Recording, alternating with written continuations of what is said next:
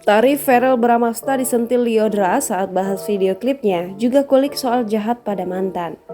Di tengah sejumlah isu termasuk mau balikan pada Natasha Wilona, Verrell Bramasta kini kian intens berhubungan dan berkomunikasi dengan Lyodra Ginting.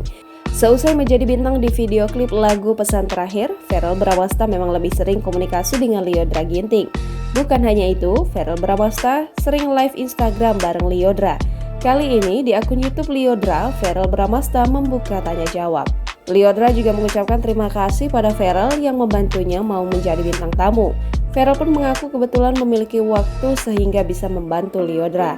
Verrell kemudian menyinggung soal video klip yang merupakan kerjasama dengannya. Mendengar itu, Lyodra menyinggung soal tarif pemeran di sinetron Putri untuk Pangeran. Menurut Lyodra, Verrell Bramasta merupakan artis yang bayarannya tinggi. Menurut Verrell, ia sangat senang dengan konsep lagu yang dinyanyikan Lyodra Ginting. Menurut Lyodra, lagu ini rilis pada 16 Juli 2021 lalu.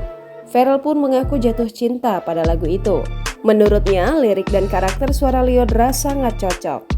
Menurut Verrell, ia merasa saat orang yang selalu ada untuknya malah disia-siakan, sehingga wanita itu justru pergi meninggalkan Verrell Bramasta. Jangan lupa subscribe, share, komen, dan like ya!